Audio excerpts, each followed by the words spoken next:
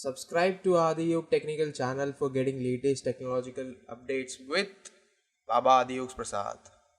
Hello, what's up, guys? Welcome back to the video. My name is Arush and I welcome each and every one of you to आदियोग technical. हाल ही में मैंने एक video बनाई थी डीपकूल गैमेक्स के ऊपर, जहाँ पे मैंने बताया था कि ये ठीक ठाक बजट कैटेगरी का एआईओ है। तो उस पर मेरे को एक कमेंट आया, उसने बोला कि गेमर नेक्सस टोल्ड कि अगर आप फ्रंट में एआईओ माउंट करते हो तो आपको बेटर परफॉर्मेंस नहीं मिलेगी। बट थोड़ा सा वो जो मेरा कमेंट करने वाला बंदा था ना, वो थोड़ा सा मिसकम्युनिकेट हो गया, मतलब उसको थोड़ा सा समझने में प्रॉब्लम हो गई, हो जाता है फॉरेन लैंग्वेज समझने में। तो उसी को मैं थोड़ा सा आप लोगों को डिटेल में बता देता हूँ कि बेटर एआईओ माउंटिंग टेक्निक्स या किस ओरिएंटेशन में आपको माउंट करना चाहिए अपने एआईओ को, जिससे आपको बढ़िया एयर फ्लो के साथ साथ बढ़िया टेम्परेचर्स देखने को अपने कंप्यूटर को मिल जाए। So without wasting any further time, as I always say, let's move on to the video.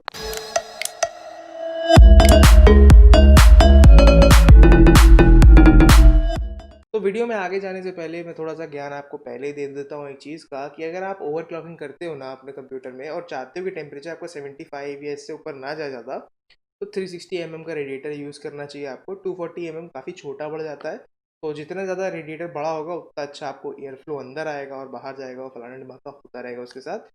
ये एक नसीहत में दे रहा था। और अगर आप non over clocking system use करते हो, मतलब बहुत हेवी ओवर क्लॉकिंग नहीं करने के मूड में हो, तो यू कैन गो विद 120 से 240 के लिक्विड कूलर के साथ।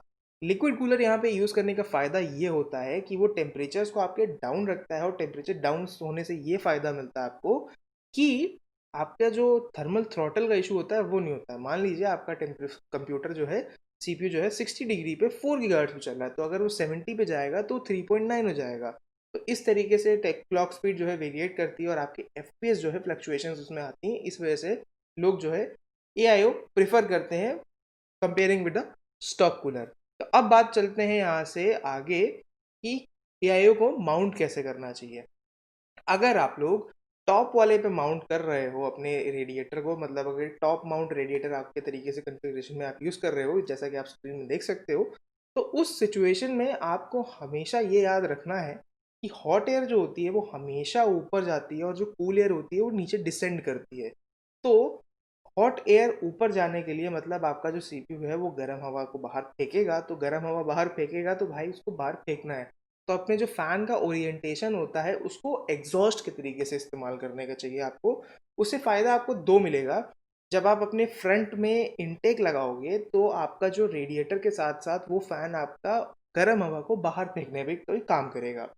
अगर आप इनटेक पोजीशन पे अपने रेडिएटर में आप अगर वो लगा देते हो, क्यों, इसलिए कि आरजीबी आपको देखने को अच्छे से मिलेगी, तो उसमें आपका टर्बुलेंस तरीके का एक वर्ड होता है, मतलब इनटेक इनटेक और एक पंगा खाली बचा हुआ है। तो आप समझ सकते हो कि हवा जब बाहर निकल ही नहीं पा रही है गर्म, तो फिर कोई फ़ायदा ही नहीं हो पाएगा वहाँ पे।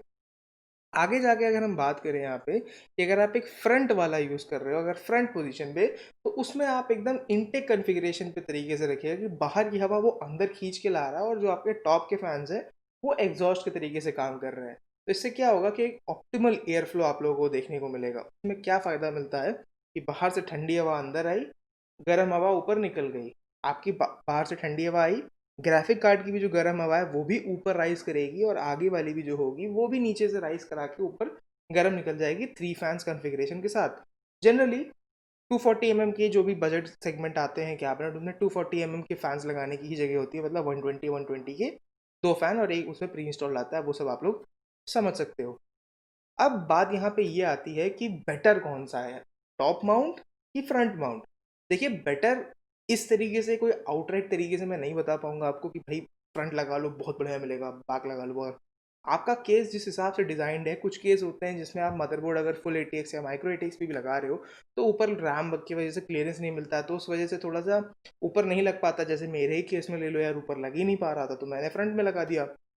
अब ध्यान देने वाली बात क्या है यहाँ पे कि आप चाहे फ्रंट में लगाओ चाहे टॉप पे लगाओ, एयर फ्लो प्रॉपर होना चाहिए। मतलब हॉट एयर ऊपर से निकले, कूल एयर अंदर सामने वाले से आए और पीछे वाले से और ऊपर वाले से निकले। ये चीज़ आपको ध्यान दोगे अगर, तो किसी भी ओरिएंटेशन में आप इसको माउंट करोगे आपको टेम्परेचर अच्छे मिलेंगे और आपके एआईओ पे प्रेशर भी नहीं पड़ेगा। एक आखिरी चीज़ मैं बताना चाहूँगा आपको, वो ये है कि एआईओ को माउंट करते टाइम याद रखिएगा कि उसका जो फ्लो होता है पाइप के थ्रू, वो प्रॉपर होना चाहिए, मतलब पाइप बेंड नहीं होनी चाहिए। किसी भी तरीके से बेंड आपको अगर लग रही है तो उसकी ओरिएंटेशन आप चेंज कर दो, और जो आपका फ्लो के लिए होता है उसका डायरेक्शन भी एकदम प्रॉपर होना चाहिए। ऐसा नहीं है कि एक ऐसे लगा हुआ है और एक ऐसे टेढ़ा कर दिया आपने, तो वो भी आप देख के ही लगाओ कि किस तरीके से आपकी पाइप में प्रॉपर लिक्विड फ्लो करेगा। और उसके बाद रेडिएटर के फैंस की ओरिएंटेशन तो मैंने आपको बता दी है। वीडियो में अगर आप लोगों को जो जानकारी जानना चाह रहे थे एआईओ के बारे में कि किस तरीके से माउंट करना है, क्या सही चीज़ है क्या गलत चीज़ है, अगर मिल गई हो यार तो लाइक कर देना, शेयर कर देना, सब्सक्राइब कर देना। Till we meet again, tata, bye bye, and sayonara, मिलते हैं अगली वीडियो में।